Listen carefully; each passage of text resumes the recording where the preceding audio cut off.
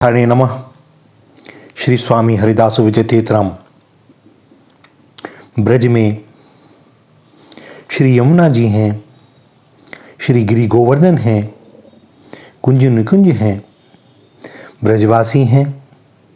ब्रजभूमि में मधुर रज कण हैं। ब्रज का आनंद अपूर्व है। ब्रज में प्रभु रास विहार करते हैं, माखन चोरी करते हैं, नित्य नवीन लीलाएं करते हैं और ब्रज में ही वे स्वयं निवास करते हैं। कहते हैं ना, वृंदावनम परित्यज्य पादमेकम न गच्छति।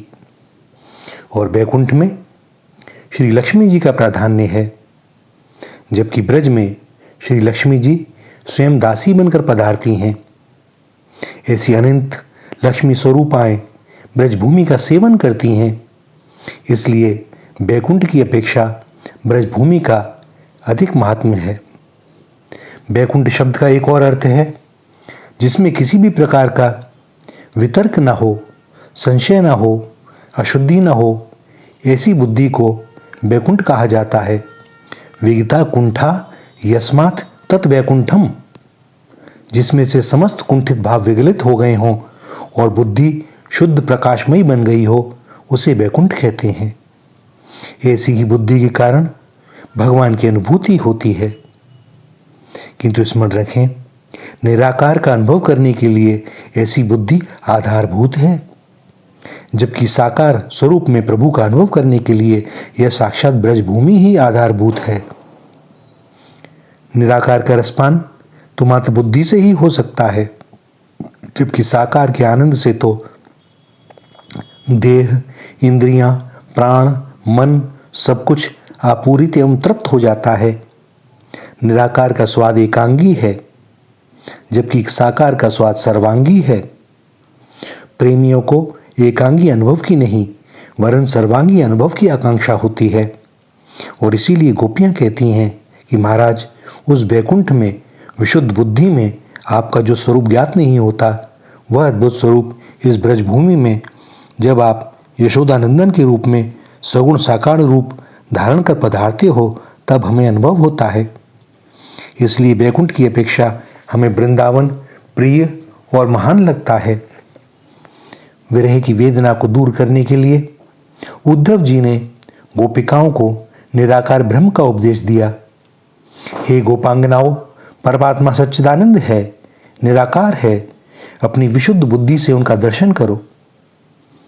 और उस समय उद्धव जी के ऐसे ज्ञान गंभीर शब्दों को सुनकर प्रेमी भक्त गोपीजन आक्रोशित हो गईं और कहा, ऊधो सूधो मथुरा को पद गहो। तुम्हें यदि निराकार की ही बात करनी है तो यह रास्ता मथुरा को सीधा जाता है, आप अभी चले जाइए।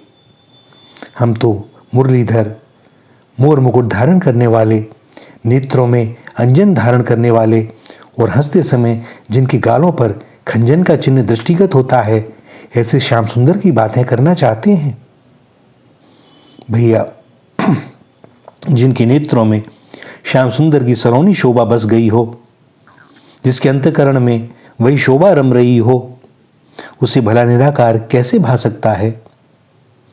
नेत्र कृष्ण को देखने के लिए आतुर हैं, कान कृष्ण की वाणी एवं वंशीनाद सुनने के लिए बेचैन हैं, अधर कृष्ण के अधरामृत के पान को फड़फड़ा रहे हैं।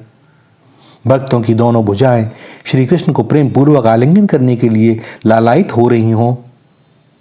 भक्त का रोम रोम भगवान को प्राप्त करने हेतु ऐसे तरस रहा हो, ऐसे भक्तों को मात्र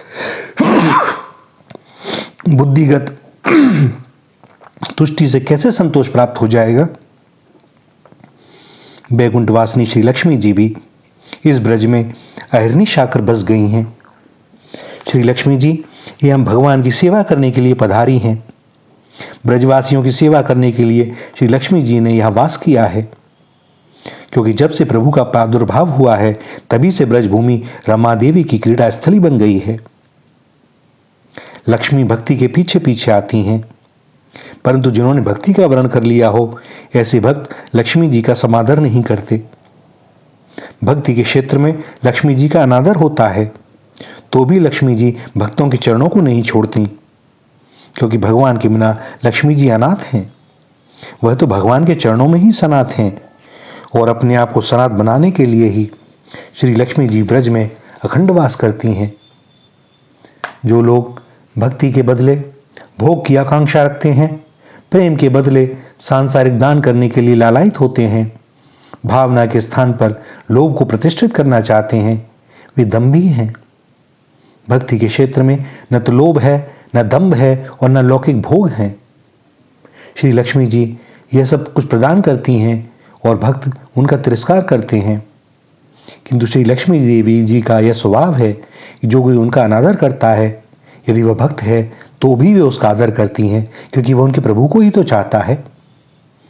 और जो भगवान को चाहता है वह लक्ष्मी जी को प्रिय लगता है, क्योंकि वे अपना सम्मान नहीं चाहती, वे तो चाहती हैं मेरे स्वामी का जो सम्मान कर रहा है बस वह भी मेरा ही है।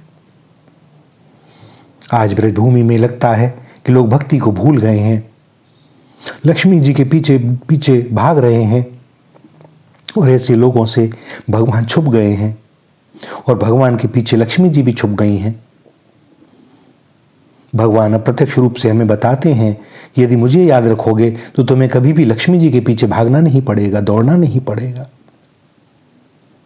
क्योंकि जहां वे हैं वहां लक्ष्मी देवी को आना ही है अपने स्वामी के साथ। जब हमें अपने दोष दिखाई देने लगें तब हमें यह मानना चाहिए कि हम पर अब प्रभु की कृपा बरसी है। स्वयं के दोष दिखाई देना ही भगवान की कृपा का सुफल है।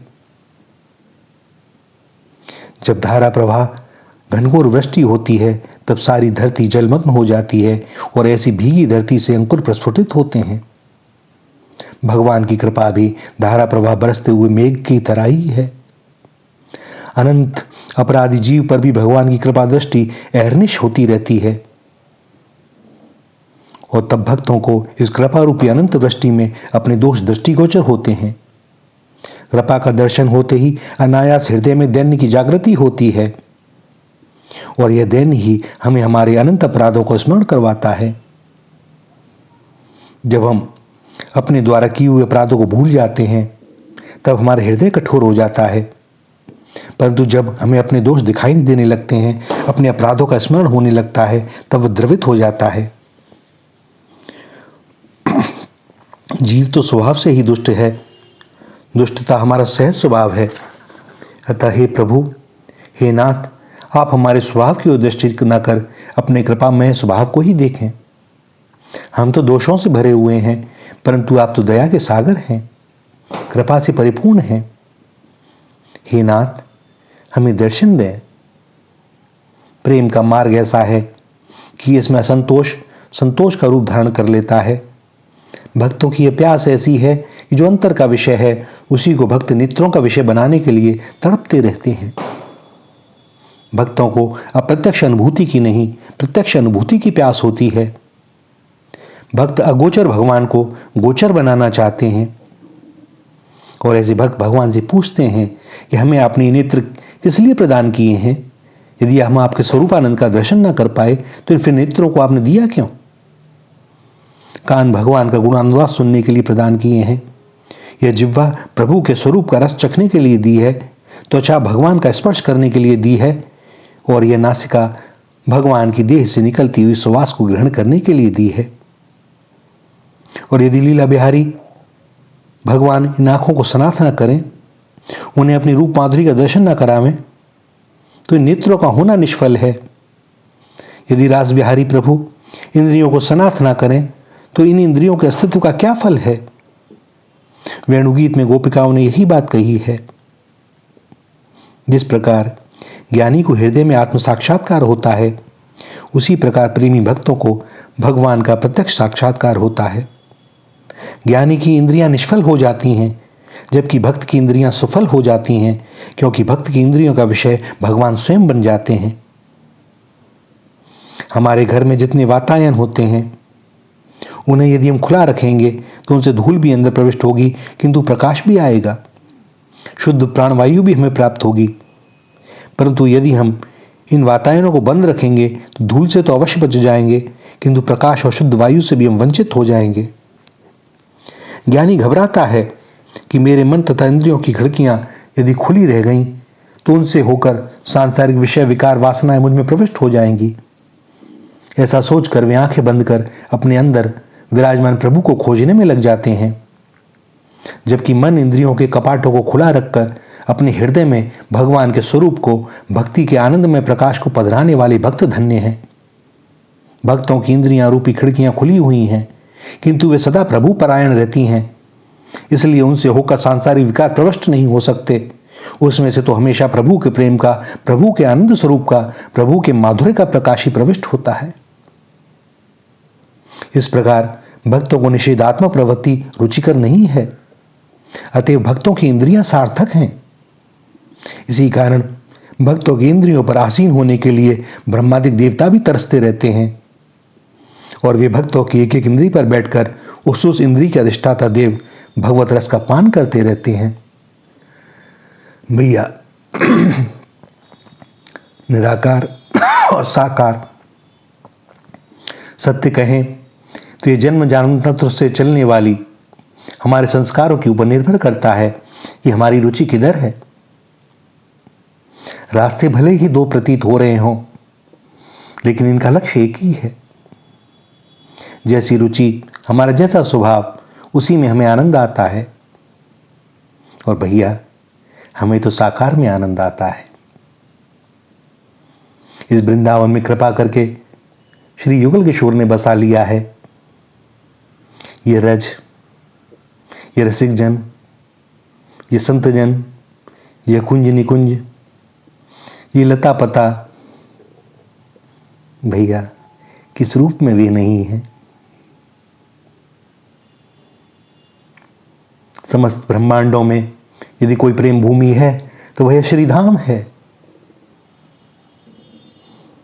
जैसे राधा किशोरी जी भगवान श्री कृष्ण का हृदय हैं, उनकी आत्मा है, और ऐसे ही ये जो वृंदावन है ना भैया, ये मेरी श्री राधा किशोरी का है। वे यहाँ की स्वामिनी है। तो यदि कहीं प्रेम की प्राप्ति होगी तो यही होगी। भगवत प्रेमियों के लिए कोई यदि तीर्थ स्थल है तो वह श्रीधाम है। भैया, यहाँ के निवास से निश्चय ही प्रेम मिलेगा। ये संतों रसिकों का सानिध्य इसमें बड़ा सहायक है, क्योंकि भगवत प्रेम छूत का रोग है। यह संग से लगता है, सत्संग से लगता है, और ऐसी अवस्था हो जाती है कि क्या कहें। लता पता चहु ओर, सब ओर वही दृष्टिगत होते हैं। वही रसिक जन, वही भक्तजन, वही गोपीजन, और वही नित्य किशोर किशोरी। उनके अतिरिक्त है कौन? श्री राधा, श्री राधा, श्री राधा।